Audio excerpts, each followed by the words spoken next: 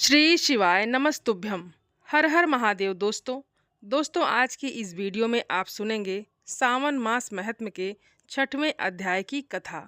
तो आइए भगवान भोलेनाथ और माता पार्वती का ध्यान करते हुए कथा को प्रारंभ करते हैं।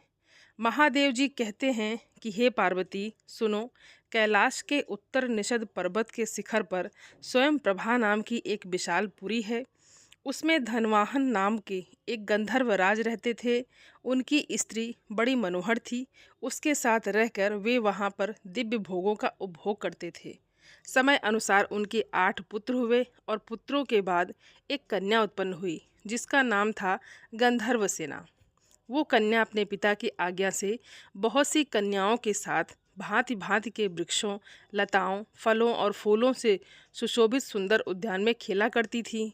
एक दिन खेलती हुई उस कन्या को देखकर उसकी माता ने अपने पति से कहा कि हे स्वामी, बंधु बांधवों सहित आपका और मेरा भी जीवन व्यर्थ है, जिसके घर में इतनी बड़ी कन्या अभी तक अविवाहिता है। पत्नी के ऐसा कहने पर गंधर्वराज ने कहा, देवी, मैं पुत्री के लिए सुंदर वर की खोज करता हूँ। और ऐसा कहकर धनवाहन ने अपनी पुत्री को पुकारा।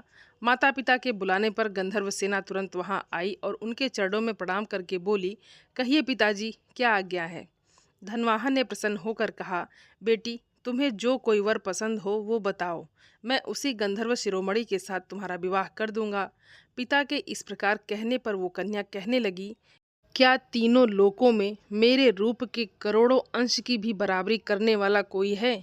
उसकी ये अद्भुत बात सुनकर माता पिता भौचक्के रह गए और आपस में बोले, पुत्री ने ये अच्छी बात नहीं कही। गंधर्व सेना वापस अपनी सखियों के साथ जाकर खेलने लगी। वसंत का समय था। वो झूला झूल रही थी। उसी समय गणनायक शिखंडी दिव्य विमान पर बैठा हुआ वहां से आ निकला। उसने आकाश से ही उस कन्या को देखा। मध्याह्न संध्या का समय था। वो विमान से उतरा और उसी उद्यान में ठहर गया। उसी समय उसने गंधर्व कन्या के मुख से ऐसा वचन सुना कि संसार में कोई देवता या दानव मेरे रूप के करोड़ों अंश के बराबर नहीं है। तब गणनायक ने अहंकार में भरी हुई उस कन्या को श्राप दे दिया, तुम रूप के अभिमान में गंधर्वों और देवताओं का तिरस्कार करती हो, अतः तुम्हारे शरीर में कोढ़ हो जाएगा। ये श्राप सुनते ही कन्या भयभीत हो गई और साष्टांग प्रणाम करके दया की भीख मांगने लगी। उसकी विनय से गणनायक को दया आ गई और उसने कहा, ये तुम्हारे गर्व का फल है, इसीलिए कभी गर्व नहीं करना चाहिए। हिमालय के वन में गोसंग नाम के एक मुनि रहते हैं, अब वे ही तुम्हारा उपकार करेंगे। ऐसा कहकर गणनायक वहां से चले गए। गंधर्व सेना उस सुंदर वन को छोड़कर अपने पिता के समीप आई और कुष्ठ होने का सब कारण कह सुनाया। उसके कहने से माता पिता शोक से संतप्त हो गए और पुत्री को साथ लेकर तुरंत ही हिमालय पर्वत पर आए। वहां पर उन्होंने गोसंग ऋषि के आश्रम को देखा। मुनिवर गोसरंग जी आश्रम के भीतर ही बैठे थे। उनका दर्शन करके स्तुति प्रणाम करके दोनों गंधर्व दंपति उनके आगे भूमि पर बैठ गए। मुनि के पूछने पर गंधर्वराज ने कहा, मेरी कन्या का शरीर कुष्ठ रोग से पीड़ित है, जिससे उसकी शांति हो सके, ऐसा कोई उपाय बताइए। गोसंग जी बोले, भारतवर्ष में समुद्र के समीप सर्वदेव वंदित भगवान सोमनाथ जी विराजमान हैं। वहां जाकर मनुष्यों को एक समय भोजन करते हुए सब रोग के नाश के लिए सोमनाथ जी की पूजा करनी चाहिए। तुम सोमवार व्रत के द्वारा भगवान शंकर जी की आराधना करो। ऐसा करने से तुम्हारी पुत्री का रोग नष्ट हो जाएगा। महर्षि का वचन सुनकर गंधर्वराज ने वहां जाने का विचार किया और गोसंग मुनि से पूछा कि हे भगवान, सोमवार का व्रत कैसे करना चाहिए, किस प्रकार उसका अनुष्ठान करना उचित है। तब गोसंग जी कहने लगे, पहले ब्रह्मा वेला में उठकर शौच आदि से निवृत्त होकर दंत धावन करें, फिर स्नान करके स्वधर्म के अनुसार नित्य कर्म करें। उसके बाद सुंदर समतल और शुद्ध स्थान में उत्तम कलश की स्थापना करें, जिसमें आम का पल्लव डाला गया हो, जिस पर चंदन से भांति भांति के चित्र बनाए गए हों। कलश के ऊपर पात्र रखें और उस पात्र में जटा मुकुट मंडित सर्वाभूषण भूषित श्वेत वस्त्रधारी अर्धनारेश्वर भगवान शिव की प्रतिमा को स्थापित करें। उसके बाद उमा सहित महेश्वर की श्वेत वस्त्रों और भांति भांति के भक्ष्य भोज्य पदार्थों के द्वारा पूजन करें।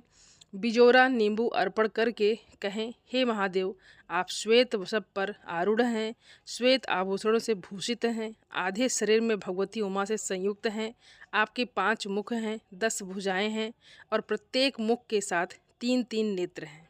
आपको नमस्कार है, आप सर्वस्वरूप हैं, आपको बारंबार नमस्कार है। ऐसे कहकर पूजन और स्तुति करके रात्रि में भोजन करें। सोमनाथ महादेव जी का ध्यान करते रहें और कुश की चटाई पर सोएं। ऐसा करने से 18 प्रकार के कुष्ठ रोग का नाश होता है।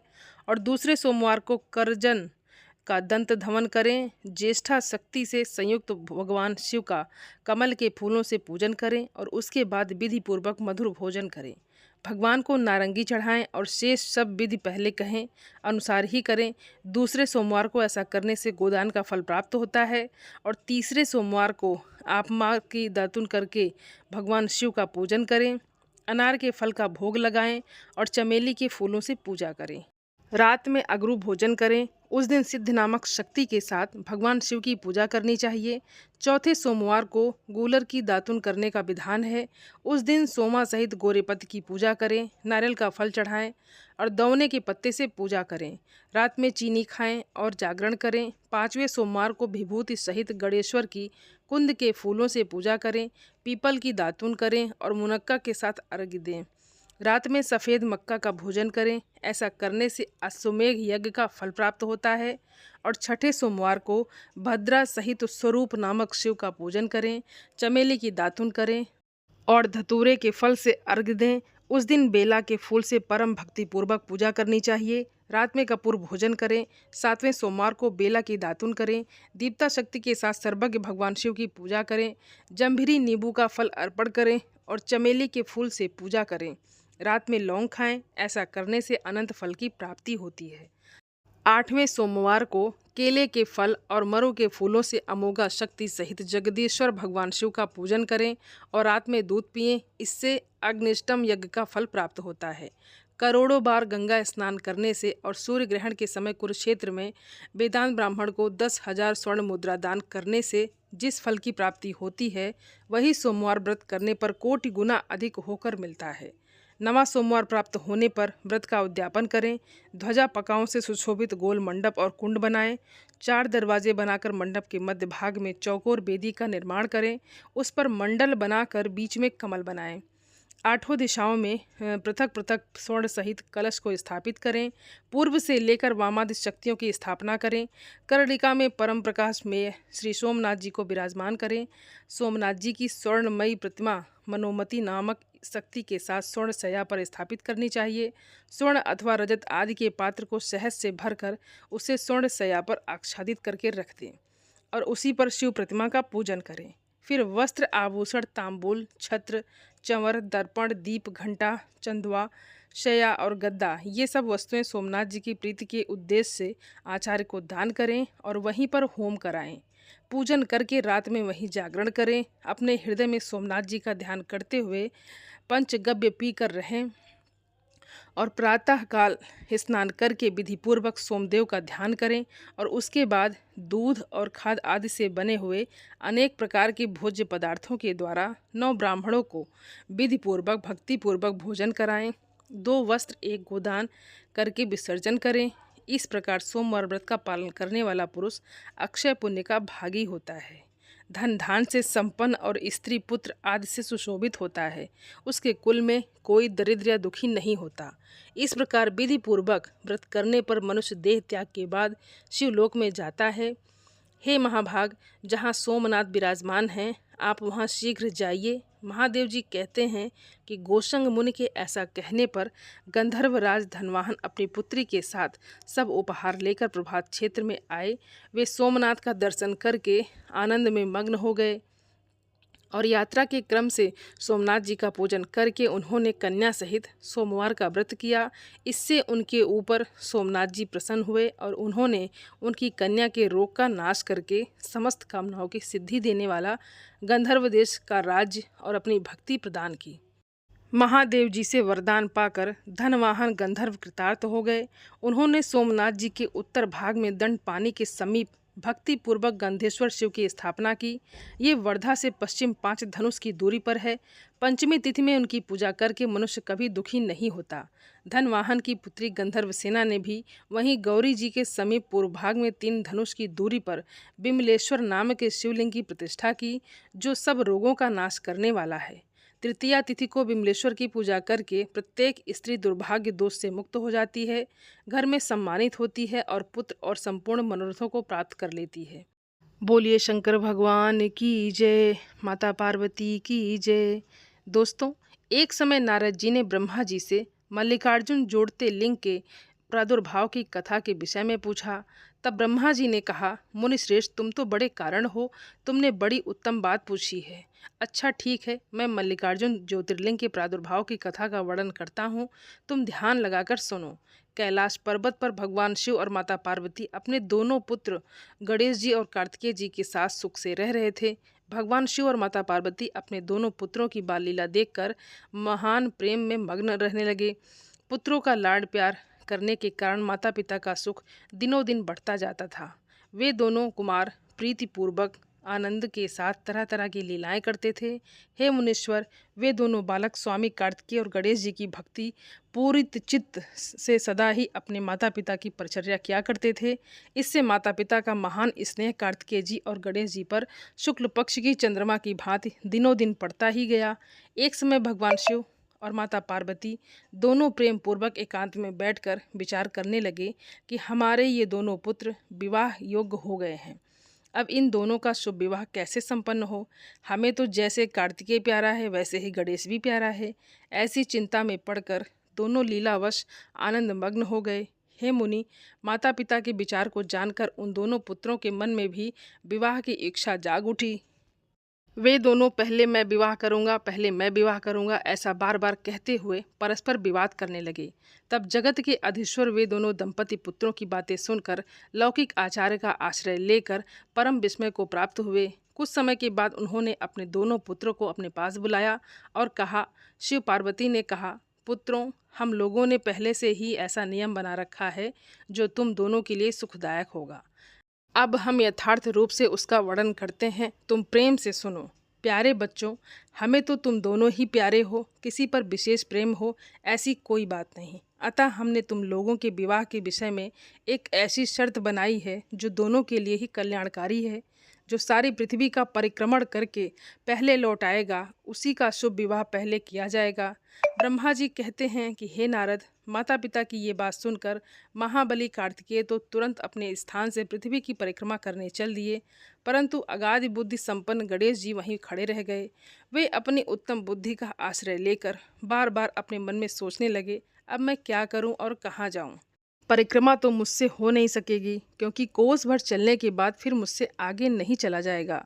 फिर सारी पृथ्वी की परिक्रमा करके भला मुझे कैसे सुख प्राप्त होगा। ऐसा विचार कर गणेश जी ने जो किया अब वो सुनो। उन्होंने अपने घर लौटकर विधिपूर्वक स्नान किया और माता पिता से कहा, माता जी, पिताजी, मैंने आप लोगों की पूजा करने के लिए यहाँ 2 आसन स्थापित किए हैं, आप इस पर विराजिए और मेरे मनोरथ पूर्ण कीजिए। ब्रह्मा जी कहते हैं कि हे नारद, गणेश जी की बातें सुनकर पार्वती देवी और भगवान शिव उनकी पूजा ग्रहण करने के लिए आसन पर विराजमान हो गए। तब गणेश जी ने उनकी विधिपूर्वक पूजा की, बारंबार प्रणाम करते हुए 7 बार उनकी प्रदक्षिणा की। हे बेटा नारद, गणेश जी तो बुद्धि के सागर हैं। वे हाथ जोड़कर माता पिता की बहुत प्रकार से स्तुति करके कहने लगे, हे माताजी, हे पिताजी, आप लोग मेरी उत्तम बात सुनिए और अब शीघ्र ही मेरा शुभ विवाह कर दीजिए।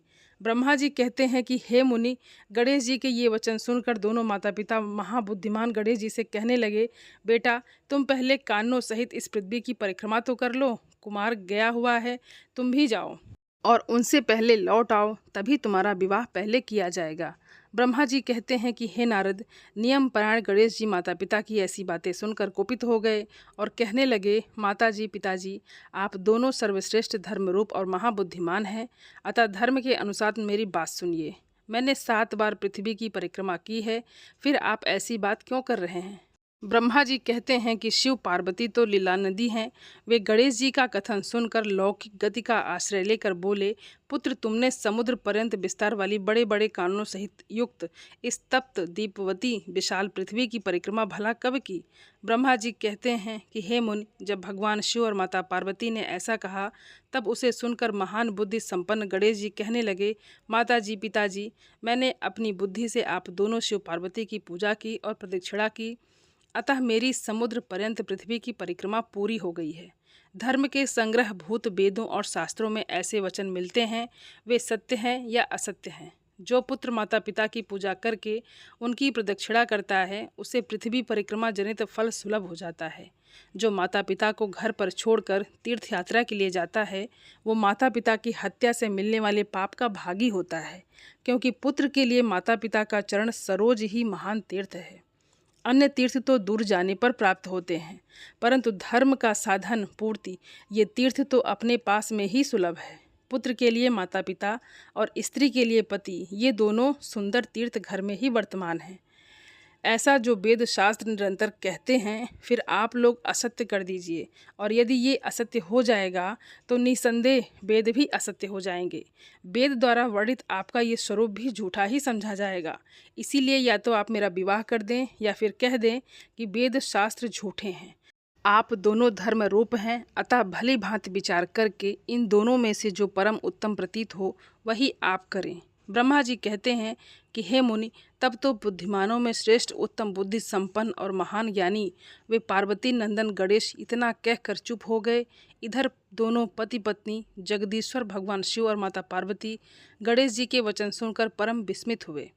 उसके बाद वे यथार्थवासी और अद्भुत बुद्धि वाले अपने पुत्र गणेश की प्रशंसा करते हुए कहने लगे, बेटे तुम महान आत्मबल से संपन्न हो, इसी से तुम में निर्मल बुद्धि उत्पन्न हुई है। तुमने जो बात कही वो बिल्कुल सत्य है। दुख का अवसर आने पर जिसकी बुद्धि विशिष्ट हो जाती है उसका दुख उसी प्रकार विनष्ट भी हो जाता है। जैसे सूर्य के उदय होते ही अंधकार, जिसके पास बुद्धि है वही बलवान है, बुद्धिहीन के पास बल कहाँ। हे पुत्र, वेद शास्त्र और पुराणों में बालक के लिए धर्म पालन की जैसी बात कही गई है वैसी तुमने सब पूरी कर ली। तुमने जो बात की है वैसा भला कौन कर सकता है। हमने तुम्हारी वो बात मान ली, अब इसके विपरीत नहीं करेंगे। ब्रह्मा जी कहते हैं कि हे नारद, ऐसा कहकर उन दोनों ने बुद्धि सागर गणेश जी को सांत्वना दी और फिर उनके विवाह के संबंध में उत्तम विचार करने लगे। इसी समय प्रसन्न बुद्धि वाले प्रजापति विश्वरूप को शिव जी के उद्योग का पता चला। तब उस पर विचार करके उन्हें परम सुख प्राप्त हुआ। उन प्रजापति विश्वरूप के दिव्य स्वरूप संपन्न और सर्वांग शोभना दो सुंदर कन्याएं थीं, जिनका नाम था सिद्धि और रिद्धि। भगवान शंकर और देवी पार्वती ने उन दोनों के साथ हर्षपूर्वक गणेश जी का विवाह संस्कार संपन्न कराया। उस विवाह के अवसर पर संपूर्ण देवता प्रसन्न होकर पधारे। उस समय भगवान शिव और माता पार्वती का जैसा मनोरथ था उसी के अनुसार विश्वकर्मा ने विवाह की योजना की। उसे देखकर ऋषियों और देवताओं को परम हर्ष की प्राप्ति हुई। हे नारद जी, गणेश जी को भी उन दोनों पत्नियों के मिलने से जो सुख प्राप्त हुआ उसका वर्णन तो किया ही नहीं जा सकता। कुछ काल के बाद गणेश जी ने उन दोनों पत्नियों से दो दिव्य पुत्र प्राप्त किए। उसमें से गणेश पत्नी सिद्धि के गर्भ से एक क्षेम नामक पुत्र प्राप्त हुआ और बुद्धि के गर्भ से परम सुंदर पुत्र ने जन्म लिया, जिसका नाम था लाभ। इस प्रकार जब गणेश जी अचिंत्य सुख भोगते हुए निवास करने लगे तब दूसरे पुत्र कार्तिकेय पृथ्वी की परिक्रमा करके वापस आए। उस समय नारद जी ने कुमार स्कंद को सब समाचार सुनाया। ये सुनकर उनके मन में बड़ा भारी क्षोभ हुआ। स्वामी कार्तिकेय ने क्रोधित होकर कैलाश पर्वत छोड़ दिया और वे क्रोच पर्वत पर चले गए। माता पिता भगवान शिव और माता पार्वती ने उन्हें रोकने की बहुत कोशिश की, लेकिन वो रुके नहीं और कोच पर्वत पर जाकर रहने लगे। हे नारद जी, उसी दिन से शिवपुत्र स्वामी कार्तिकेय का कुमार तत्व प्रसिद्ध हो गया और उनका नाम त्रैलोकी में विख्यात हो गया। वो शुभदायक, सर्व पापहारी, पुण्यमय और उत्कृष्ट ब्रह्मचर्य की शक्ति प्रदान करने वाला है। कार्तिक की पूर्णिमा को सभी देवता, ऋषि, तीर्थ और मुनीश्वर सदा कुमार का दर्शन करने के लिए क्रोच पर्वत पर जाते हैं। जो भी मनुष्य कार्तिक पूर्णिमा के दिन कृतिका नक्षत्र का योग होने पर स्वामी कार्तिकेय का दर्शन करता है, उसके सभी पाप नष्ट हो जाते हैं और उसे मनोवांछित फल की प्राप्ति भी होती है। इधर स्कंद जी का विछोह हो जाने पर उमा को महान दुख हुआ और उन्होंने दीन भाव से अपने स्वामी भगवान शिव से कहा कि हे प्रभु, आप मुझे साथ लेकर वहीं चलिए। तब अपनी प्रिया को सुख देने के लिए भगवान शंकर और माता पार्वती क्रोंच पर्वत पर गए।